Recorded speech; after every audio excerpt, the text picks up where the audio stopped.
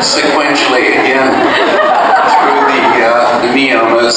So next on the list is tapas or tapaha, which means to heat, to burn, to cook. Basically this heat, this cooking sensation, this burning sensation is produced when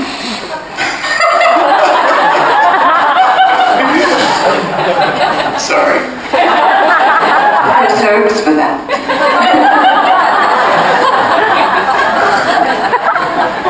I'm sorry, I lost my train of thought.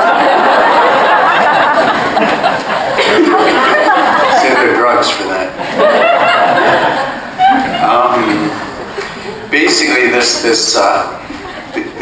sensation of being heated up, of being cooked, it's produced through some sort of self-disciplined activity that sort of goes against the grain of how we normally do things. You know, Eddie was talking about how it is when we're attached to who we think we are, that we're naturally inclined to, you know, do the things that we find that are pleasurable and avoid the things that we find painful.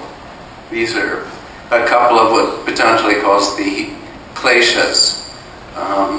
Raga, which basically means being attached to doing things that we found to be pleasurable in the past, and devesha, which is our attachment to avoiding those things we've found to be painful. So Patanjali says regarding tapas, if I can remember, he says, Kaya indriya siddhi ashuddhi kashaya tapasaha. Whatever that means, huh? We get called tapas, the sacred fire. What does the sacred fire do? Kaya indriya siddhi. Kaya means the body, and indriya refers to the sense organs. Siddhi means like mastery or power. Siddhi is shuddhi. Shuddhi means purity. So in Sanskrit, you put an A in front of a word. What happens to the meaning? Opposite. So ashuddhi then becomes impurity. And kashaya means to eliminate or destroy. So we put all this together. What do we have? The sacred fire eliminates impurities and brings mastery to the body and the sense organs. Sounds good? I mean, tapas is actually the very first word of the second chapter of the Yoga Sutras, sadhana. So obviously it's an important aspect of sadhana to enter the sacred fire. And basically, yoga is all about transformation, right? In the invocation that we say before practice, there's that line about samsara alhala moha shantye. What does that mean?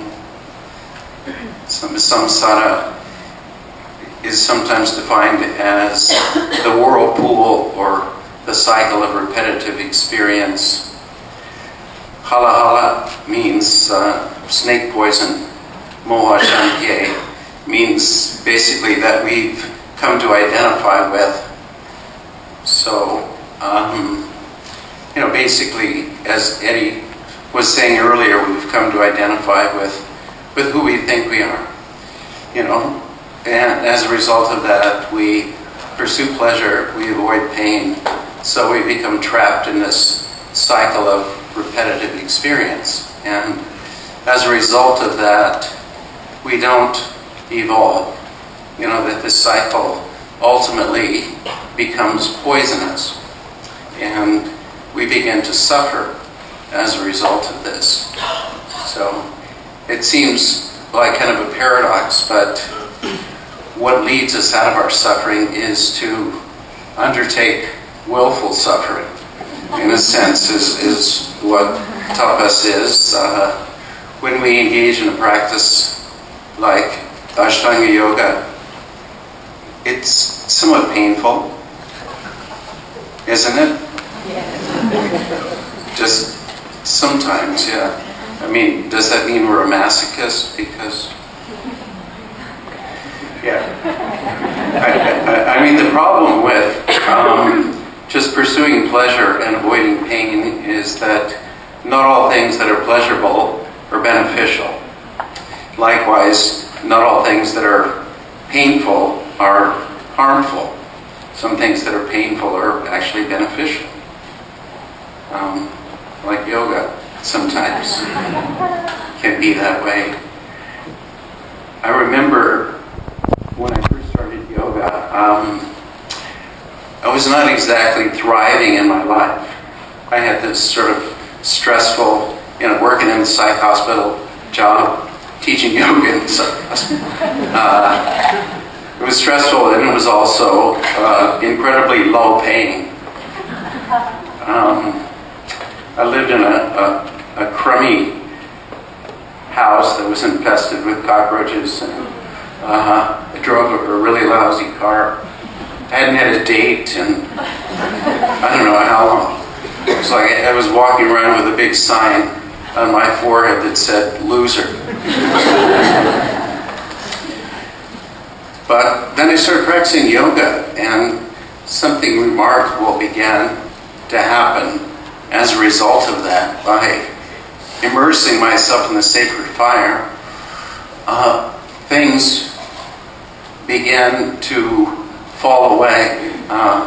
It's like once you immerse yourself in the sacred fire, when you leave the sacred fire, the idea is that you leave something behind, something that was just sort of clogging you up and weighing you down, and making your body heavy and unhealthy, clogging up your sense organs. So my whole life began to change rather quickly, and one of the wonderful changes was that I actually began to feel good about myself as a result of engaging in some self-disciplined activity on a daily basis. So what it showed me is that there's a strong relationship between self-discipline and self-esteem. When we have good self-discipline, then we tend to feel good about ourselves. Right away, it was sort of like this natural intelligence of my body was awakened, and the first thing I thought of was, wow, I should really eat better. And so one of the changes that happened for me was that I adopted a much healthier diet and lifestyle in general.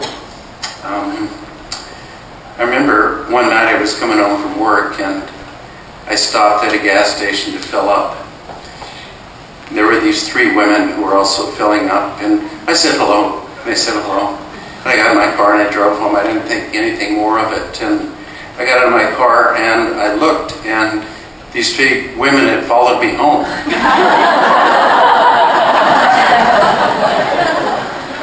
I was really amazed, and I said hello. They said, well, sorry, we didn't mean to frighten you, but, we just kind of thought you were cute. I mean, this was such a change for me. What I've been experiencing for such a long time, that this is really what hooked me on yoga.